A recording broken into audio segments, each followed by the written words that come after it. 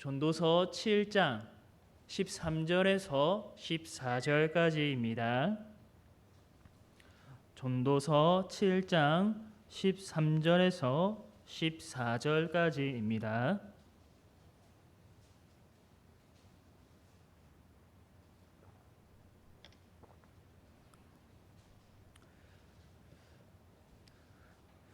다 찾으신 줄 알고 제가 봉독해 드리겠습니다.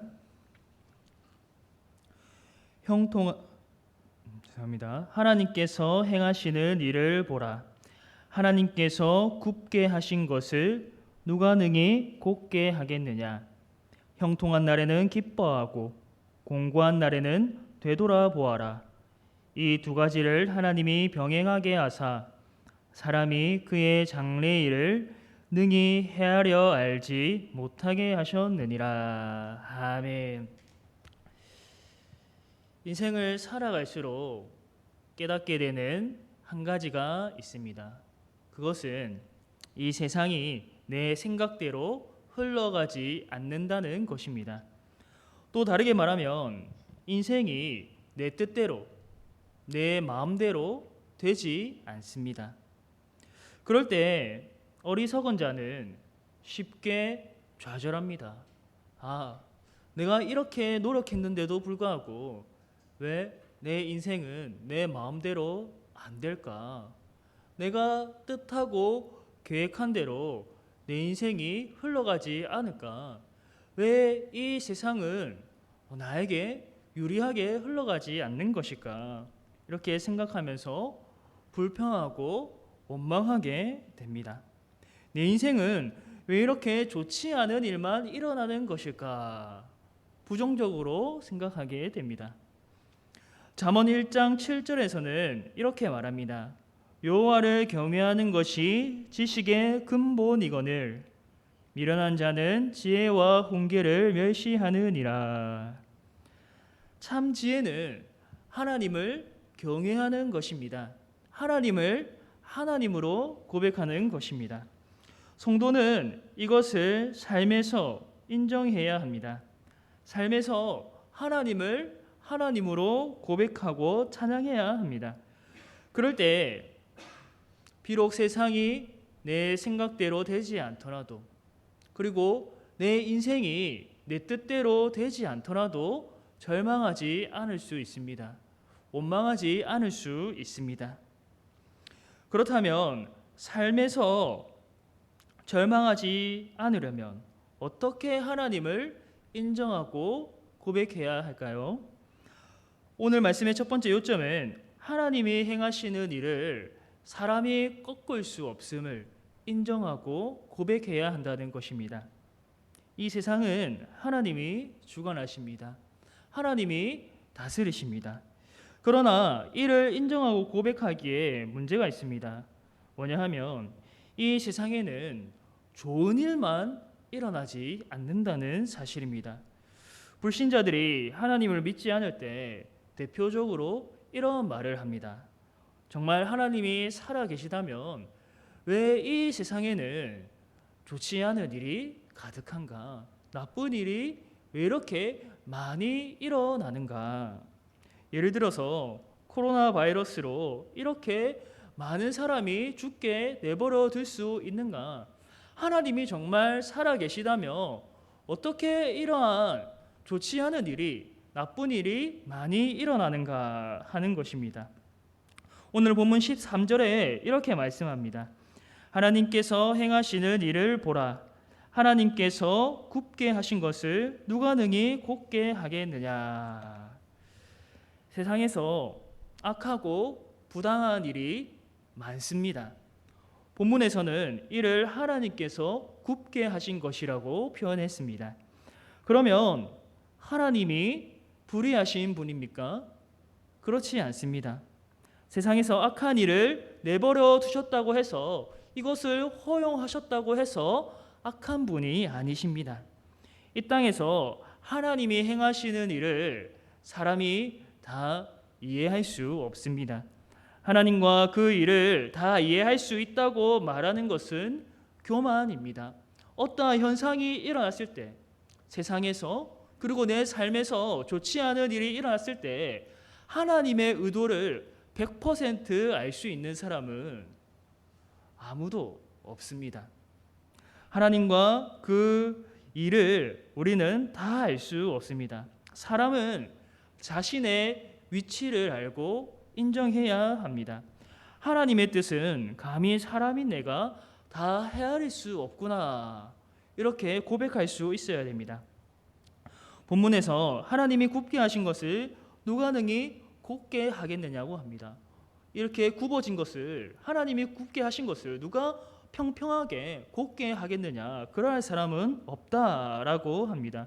하나님이 정하시고 행하시는 일은 사람이 막을 수 없습니다. 어떻게 할 수가 없습니다. 그렇다면 이 세상에서 굽은 일이 있을 때에 우리는 어떻게 해야 하는가? 하나님이 좋지 않은 일을 허용하셨을 때에, 내 눈에 볼 때에 나쁜 일이 일어났을 때에 어떻게 반응해야 되는가? 그럴 때 우리는 하나님을 하나님으로 인정하고 고백해야 합니다. 내가 다 이해하지 못하더라도 하나님께서 여전히 이 땅을 의롭게 또 선하게 다스리고 계심을 믿어야 합니다. 여러분, 욥을 보십시오. 욥은 참으로 의로운 사람입니다. 이 땅에 욥처럼 온전하고 하나님을 경외하는 사람이 없었다고 말하고 있습니다. 그럼에도 욥에게 어떠한 일이 일어났습니까? 한날에 재산을 다 잃어버리고 그리고 자식들도 다 죽게 되었습니다. 일반적으로 우리가 생각할 때에 욥처럼 온전하고 하나님을 경외하는 삶을 산다면 잘 되어야 하지 않습니까? 자식이 잘 되고 성공하고 재산이 더 많아지고 번창해야 하는 것 아닙니까? 하지만 하나님은 욥이 이러한 화를 당하는 것을 허락하셨습니다. 욥이 화를 당할 만한 죄를 짓지 않았는데도 하나님은 욥이 안 좋은 일을 당하는 것을 허락하셨습니다. 그렇다면 하나님이 부당하십니까? 하나님이 불의하십니까? 하나님을 원망하는 게 옳은 일입니까? 그렇지 않습니다. 욥이 한날 한시에 재산을 다 잃고 자식까지 잃은 직후에 어떻게 고백했습니까? 내가 모태에서 알몸으로 나왔사온즉 또한 알몸이 그리로 돌아가올지라. 주신 이도 여호와시요 거두신 이도 여호와시오니 여호와의 이름이 찬송을 받을지어다 하고, 이 모든 일에 욥이 범죄하지 아니하고 하나님을 향하여 원망하지 아니하니라. 욥은 하나님을 원망하지 않았습니다. 어떻게 그럴 수 있었습니까? 내 눈으로 볼 때는 굽은 일처럼 보이지만 하나님이 하신 일로 인정하고 받아들였기 때문입니다. 하나님을 하나님으로 인정하고 고백했기 때문에 그는 굽어진 일에도 원망하지 않았습니다. 오늘 본문 14절에는 이렇게 말씀합니다. 우리 함께 읽어보겠습니다. 14절입니다. 시작. 형통한 날에는 기뻐하고 공고한 날에는 되돌아보아라. 이 두 가지를 하나님이 병행하게 하사 사람이 그의 장래일을 능히 헤아려 알지 못하게 하셨느니라. 아멘. 두 번째 요점은 하나님이 행하시는 일을 사람이 다 알 수 없음을 고백하고 인정하는 것입니다. 누구나 인생에는 굴곡이 있습니다. 항상 기쁜 일만 일어나지 않습니다. 인생에는 기쁨도 있고 슬픔도 있습니다. 오늘 하루만을 놓고 보아도 기쁜 일이 있기도 했고 슬픈 일이 있기도 했습니다.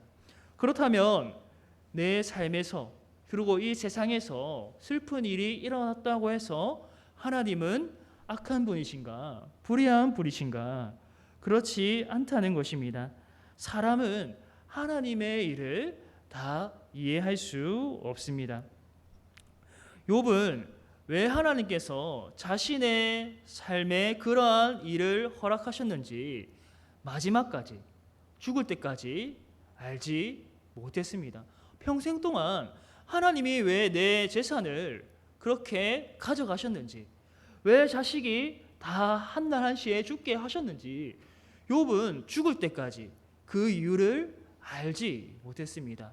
우리는 이 기록된 성경을 통해서 하나님과 사탄의 대화를 알 수 있지만 욥은 그 천상에서 어떠한 일이 일어나서 자기에게 그러한 일이 일어났는지 도무지 알지 못했습니다. 하나님은 욥에게 그 이유를 가르쳐 주지 않았습니다. 다만 사람이 하나님의 뜻을 다 이해할 수 없음을 알게 하고 그저 하나님을 인정하고 고백하기를 가르쳐 주셨습니다. 이후에 이 욥기를 읽는 사람들이 고난을 당하고 또 알 수 없는 그런 시련을 당하는 사람들이 이 욥기를 통해서 얼마나 큰 위로를 받을지 욥은 알 수 없었습니다. 성도 여러분, 우리는 하나님이 행하시는 일을 다 알 수 없습니다. 세상에서 그리고 내 삶에서 좋지 않은 일이 일어날 때에 하나님의 그 뜻을 우리가 다 헤아릴 수는 없습니다. 본문 14절에서 형통한 날도 있고 공고한 날도 있다고 합니다. 하나님은 이 두 가지를 병행하신다고 합니다. 인생에 형통한 날만 허락하시지 않고 공고한 날도 허락하십니다. 그래서 모든 사람은 자신의 인생에 있어서 앞날에 어떠한 일이 일어날지 알 수 없다고 합니다. 자신의 앞날을 한치도 알 수 없는 것이 우리 인생입니다. 그러나 성도 여러분, 우리는 우리의 앞날을 알 수 없지만 하나님은 영원토록 신실하신 분임을 믿으시기를 바랍니다. 하나님이 만약에 변덕스러운 분이시라면 이 세상과 삶에서 일어나는 일에 우리는 불안함을 느낄 것입니다. 변덕스러운 하나님이라면 우리에게 하신 그 모든 약속도 이 하나님의 말씀도 믿을 수 없을 것입니다. 하지만 하나님은 영원 전부터 영원까지 신실하신 분입니다. 태초부터 종말까지 동일하신 분이십니다. 상황이 어떠하든지 선하신 하나님을 고백한다면, 하나님을 하나님으로 인정하고 고백한다면 욥처럼 우리는 찬송할 수 있습니다. 공고한 날일지라도 내 눈에 보기에 굽어 보일지라도 그 일을 행하시는 하나님을 고백할 수 있습니다. 아브라함의 삶을 보십시오. 하나님이 아브라함을 처음 부르실 때에 이렇게 말씀하셨습니다. 너는 너의 고향과 친척과 아버지의 집을 떠나 내가 내게 보여줄 땅으로 가라. 내가 너로 큰 민족을 이루고 내게 복을 주어 내 이름을 창대하게 하리니 너는 복이 될지라. 하나님은 아브라함에게 약속하셨습니다. 그런데 이 아브라함의 약속은 곧바로 성취되지 않았습니다. 하나님으로부터 부르심을 받았을 때 아브라함의 나이가 몇 세였는지 아십니까? 75세였습니다. 그런데 약속의 자녀인 이삭은 그의 나이 몇 세에 낳았습니까? 100세에 낳았습니다. 75세. 약속을 처음 받았을 때 75세였는데 이삭은 25년이 지난 후에 100세 때에 낳았습니다.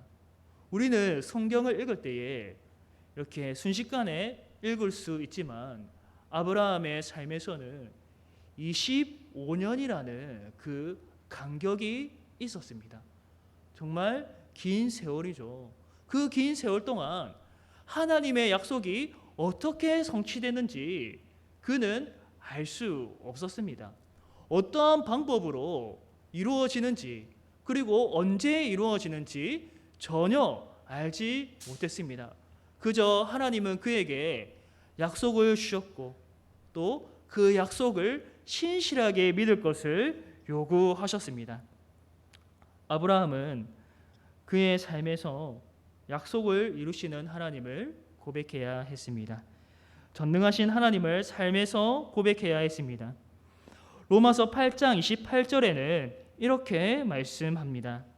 우리가 알거니와 하나님을 사랑하는 자 곧 그의 뜻대로 부르심을 입은 자들에게는 모든 것이 합력하여 선을 이루느니라. 아멘. 사랑하는 성도 여러분, 세상에는 우리가 이해할 수 없는 일들이 많이 일어납니다. 우리 삶에서도 형통한 날이 있기도 하고 공고한 날이 있기도 합니다. 남들에게 말하지 못할 아픔과 슬픔이 있기도 합니다. 왜 내게 이러한 일이 일어나는지 알 수 없을 때가 많습니다.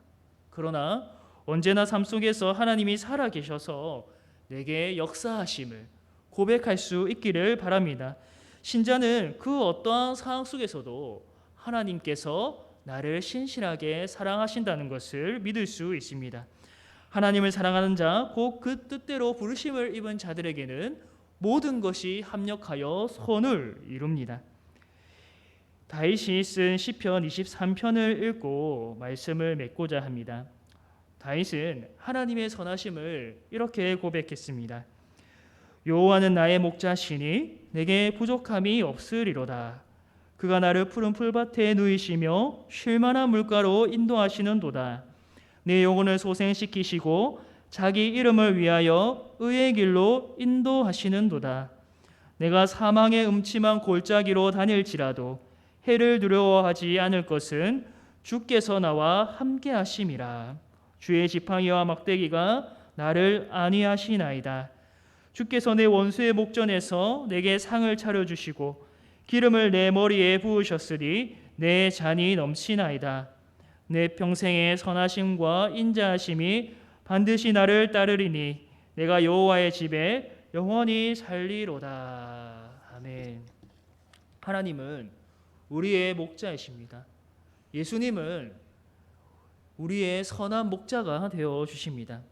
다윗은 자신이 사망의 음침한 골짜기로 다닐지라도 그 순간에 하나님이 나와 함께 하신다. 주께서 나와 함께 하신다라고 했습니다. 자신은 사막의 음침한 골짜기로 다닐지라도 두려워하지 않는다고 했습니다. 이 말은 사망의 음침한 골짜기로 다닐 수 있다는 것입니다. 성도라도 하나님의 백성이라도 하나님이 사랑하시는 자라도 사망의 음침한 골짜기, 눈물 골짜기를 지날 수 있다는 것입니다. 그럼에도 선하신 하나님이 함께 하십니다. 그 순간에도 하나님은 여전히 선하신 분입니다. 형통한 날에도 공고한 날에도 하나님은 하나님이십니다. 내 평생의 선하심과 인자하심이 반드시 나를 따르리니 내가 여호와의 집에 영원히 살리로다. 이 고백이 여러분들의 삶에서 고백되어지기를 원합니다. 지금 이 순간에도 선을 이루시는 하나님을 고백하며 믿음으로 우리 삶을 맡기는 그러한 복된 시간이 되시기를 주님의 이름으로 축복합니다. 우리 찬송가 370장 찬송하시다. 주 안에 있는 나에게.